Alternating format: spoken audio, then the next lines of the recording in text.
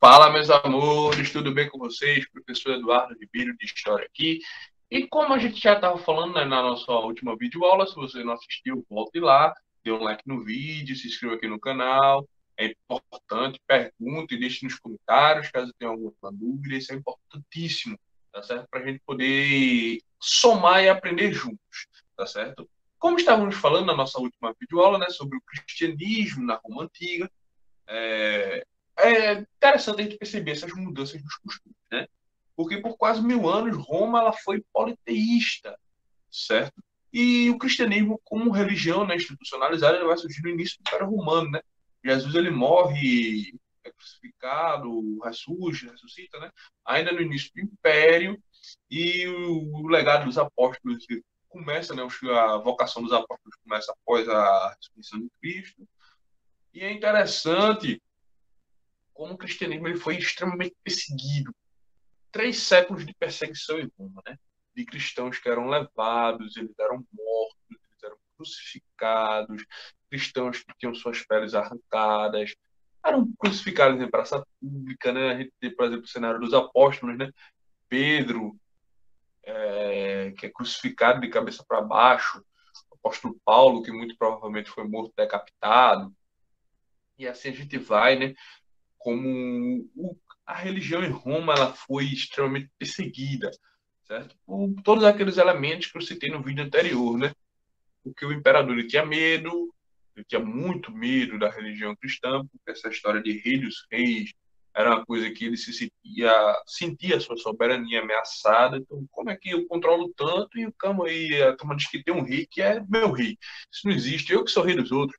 Então, ele tinha esse sentimento, o imperador romano. Além de tudo, os cristãos não prestavam culto à personalidade, né? Não adoravam, porque era uma coisa que ele queria e ele buscava ser, era justamente ser adorado. Então, isso é uma coisa que não vinga, certo? Os cristãos eles não adoravam o imperador, então é um outro motivo, além dele não entender os elementos básicos da religião cristã. Ele não entendia como uma pessoa que tinha sido crucificada, né, poderia ser adorado como Deus, até porque essa questão do cristianismo, né, da crucificação, melhor dizendo, era uma coisa que era comum em Roma, certo?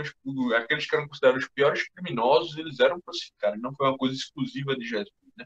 Jesus ele vai ser crucificado justamente por esse crime, né? Porque as pessoas diziam que era uma blasfêmia que ele estava fazendo, dizer que era filho de Deus. Então Jesus ele foi crucificado por isso, um crime terrível para as pessoas daquela época, né? Que era uma blasfêmia religiosa. E o imperador não entendia como um crucificado poderia ser cultuado como Deus. Não entendia. Então, essa falta de entendimento e de medo, né, relacionado pela religião cristã, até porque era a religião que muitas pessoas se convertiam rapidamente, isso proporciona no imperador um medo terrível. E aí ele vai promover 3 séculos de perseguição. Né? Morre o imperador, assume o imperador, morre o imperador, assume o imperador, morre o imperador e assume o imperador. E a perseguição ao cristianismo não acaba nunca. Nunca, nunca, nunca, nunca, nunca. Então é impressionante a gente observar, né, como funcionava essa situação em Roma, né? Como era complicado, como era terrível essa situação em Roma. Mas, como ele estava vocês também no vídeo anterior, né, muitos cristãos eles se refugiavam dentro de catacumbas e adoravam e prestavam seus cultos religiosos dentro de catacumbas. Isso aí a gente tem esse mosaico, né, do século I, esse mosaico aí de Cristo, certo? Tem uma representação que se fez, né? E é interessante como essa perseguição ela foi criada de uma forma extremamente forte, certo? Nesse início do Império Romano, certo? Mas a partir do ano 313 depois de Cristo, como a gente vê aí no slide, certo? Havia muitos cristãos em Roma, mesmo com a proibição da religião. Constantino, que era o atual imperador, então ele percebe que não tinha condições de nadar contra essa maré. Quanto 3 séculos de perseguição aos cristãos, de mortandade, de sangue derramado, ele percebe que não tinha condições, não tinha condições. Quanto mais se perseguia, quanto mais se matava, mais se aparecia. Quanto mais se buscava a morte dessas pessoas, mais pessoas apareciam, mais gente se convertia, né? As pessoas achavam bonitos os relatos de fé dos cristãos, né, que eram colocados no centro das arenas, dos coliseus, e não demonstravam medo na hora de serem assassinados, não por outro gladiador, por um leão, coisa do tipo. Esses cristãos eles entravam muito tranquilos nas arenas, porque diziam que quando morressem, eles iriam de encontro ao Pai Celestial, iriam de encontro a Deus, e que iriam para o céu. Então não tinham medo da morte. Pelo contrário, eles olhavam para os olhos da morte e sorriam, porque eles acreditavam piamente que quando morresse o sofrimento acabaria, eles iriam para o céu. Pior era a perseguição em Roma. Isso, eles até então enfrentaram, a morte era o mínimo, era só uma passagem. Então, isso era um relato de fé que muitas pessoas achavam bonito e se convertiam. Porque como é que é possível uma pessoa chegar no meio de um coliseu para ser morta por leões, estraçalhada por leões e não estava com medo? É interessante isso. Então, até as pessoas que assistiam os espetáculos no coliseu começaram a ver esses relatos de fé e se apaixonar pela religião cristã e se converter. Então é interessante como essa mensagem de esperança, ela foi forte, né? Como essa mensagem de esperança foi forte. Então, o imperador da época, do ano 313, Constantino, ele também sensibilizado por isso e percebendo que não adiantava perseguir mais a religião cristã, porque quanto mais perseguir, mais era pior, ele decide se converter, certo? Ele se converte ao cristianismo. Constantino, ele é o primeiro imperador romano que oficialmente se converte ao cristianismo. E com a conversão de Constantino, ele declara fim à perseguição aos cristãos em Roma, certo? Constantino, ele foi o cara que colocou fim a essa perseguição. Então, os cristãos eles poderiam parar de serem mortos, parar de serem perseguidos nas arenas e exercer livremente o seu exercício de fé, certo? Claro que nesse primeiro momento, apesar de tudo, apesar da liberação do imperador, não quer dizer que eles não enfrentariam mais problemas, né? Porque muitas pessoas ainda tinham a mentalidade de perseguição ao cristianismo, mas agora oficialmente o imperador ele coloca fim a essas perseguições, certo? O seu sucessor, depois que Constantino morre, né, Teodósio, Teodósio também é cristão, certo? E percebe que não adiantava também perseguir a fé em Cristo, porque quanto mais perseguia, mais era pior, certo? Mais membros e adeptos tinha. Então Teodósio ele se converte, certo? Também e declara o cristianismo como religião oficial de Estado. Aí é diferente, porque Constantino ele simplesmente decretou o fim da perseguição. Teodósio ele transforma o cristianismo em religião oficial do Estado. Ou seja, toda Roma, a partir de agora, deveria obrigatoriamente ser cristã.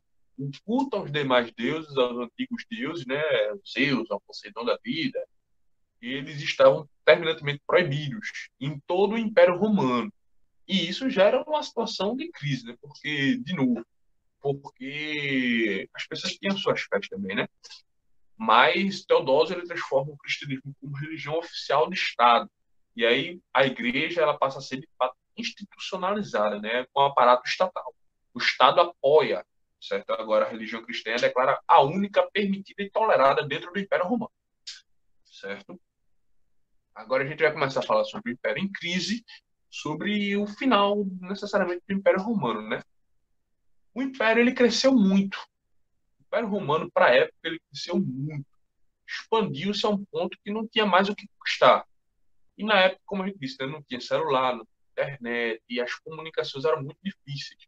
Imagina o imperador, ele está em Roma, e ele dá uma autorização para se fazer alguma coisa na sua conquista lá na Ásia. Daqui que as pessoas saiam no cavalinho, para chegar na Ásia, para dar o recado do imperador, pegar a devolutiva de quem estivesse lá gerenciando a coisa, e voltasse para Roma e desse o recado do imperador. Imagina a quantidade de tempo, né? Da Europa para a Ásia. Anos, certo? E às vezes se tem problemas que eles têm que ser resolvidos de forma muito pontual. Então isso vai levar a uma crise em Roma, uma crise muito grande. Os imperadores vão ter dificuldades em vigiar as fronteiras, porque o império está muito grande. Vão ter dificuldade para cobrar impostos, porque o império é muito grande, não tem gente suficiente para cobrar, certo? Não vou conseguir mais impedir rebelião de escravos, porque o império está muito grande. Então, quando se tem uma rebelião aqui, a gente vai lá, sufoca, aparece outra ali, daqui que a gente chegue lá, o negócio já tem tomado uma proporção tão grande que já tem acabado com tudo. Então, assim, o que acaba com Roma? Roma é um império de ferro em parte de barro. Porque o que leva ao fim de Roma, certo? Primeiro, é a sua própria dificuldade administrativa pelo quanto ele cresceu, certo? Para piorar a situação, a corrupção em Roma, ela chegou a proporções altíssimas, né? A corrupção no Império Romano, ela foi complicada ao extremo do extremo, certo? Aí, quando se tem corrupção, né, o Estado não aguenta, né? Para piorar, a crise do escravismo, certo? Porque Roma conquistou tudo que era possível. Não se tinha mais territórios para conquistar naquele momento. Então, a gente sabe que também vai diminuir o número de escravos. Diminuir e muito o número de escravos, porque escravos nessa época, ou é por dívida ou por conquistas militares, né? Se não se faz mais conquistas militares, também para de se ter tantos escravos, certo? E para piorar a situação, os povos bárbaros, certo? Que são chamados de forma errada por bárbaros, na verdade, o termo correto seria povos germânicos, mas de uma forma geral os romanos chamavam de bárbaros porque eles usavam o termo bárbaro para todo aquele que não fala a língua latina. Então, se você não fala o latim ou o grego, para Roma você seria um bárbaro. Nós seríamos bárbaros, né? Porque eu nem falo latim nem falo grego. Então, veja o conceito de bárbaro que eles tinham. Se não falar latim ou grego, são bárbaros. Certo? Os povos germânicos, erroneamente chamados de bárbaros, eles começam a fazer invasões pela fronteira. Eles começam a fazer invasões pela fronteira, certo? Eles começam a fazer invasões pela fronteira e nisso a gente consegue observar e perceber, certo? Como vai enfraquecer o império, tá certo, pessoal? Bom, as tentativas de solução para a crise.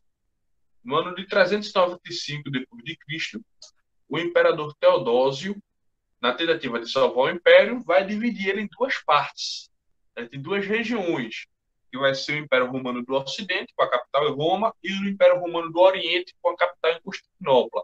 Teodósio ele tinha esperança de fazer isso, porque se for para acabar, acabava pelo menos uma parte, e outra salvava, né? Então, todo aquele império grande, ele divide em dois impérios, o Império Romano do Ocidente e o Império Romano do Oriente. Roma e Constantinopla passam a ser as capitais. Constantinopla é a cidade em homenagem a Constantino, né? Constantino que fundou aquela cidade, o antecessor de Teodósio, certo? Mas os problemas de Roma eles só vão piorar com a divisão, certo? Os povos germânicos vão invadir mais ainda, porque o império ele vai se enfraquecer com essa divisão.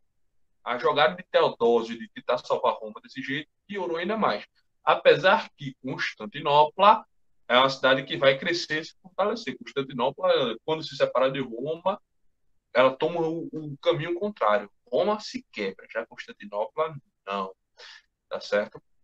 Mas Roma vai ser ainda mais invadida pelos povos germânicos, certo? E vai deixar de existir por conta dessa invasão constante dos povos bárbaros, dos povos germânicos, tá certo? Constantinopla ainda vai sobreviver e vai ser um império muito forte, certo? Vai ser chamado Império Bizantino e vai durar ainda mais ou menos mais 1000 anos, tá certo? Então, com a invasão dos povos bárbaros, certo? O fim do Império Romano vai ser uma coisa eminente, certo?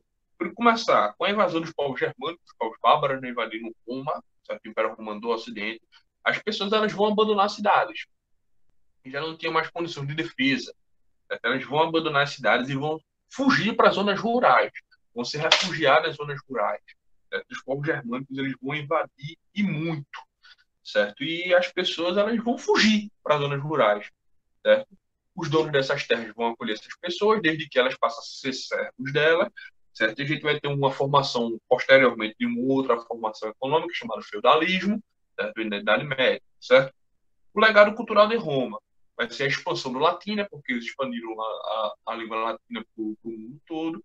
O direito, certo? A Constituição, o direito, como ele é utilizado hoje, ele é visto hoje, isso é uma invenção romana. E os aquedutos, né?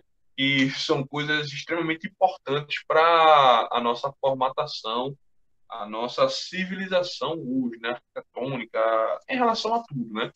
Então, é isso, pessoal. Essa foi a nossa aula sobre Roma Antiga. Se você tem alguma dúvida, por favor, pergunte, comente no vídeo, dê um like no vídeo, se inscreva no canal. Isso é muito importante. Tá certo, pessoal? Agradeço a vocês aí pela atenção. Agradeço a vocês aí por estarem comigo. E obrigado. Tá certo, pessoal? Para vocês, um beijo, um abraço e tchau, tchau.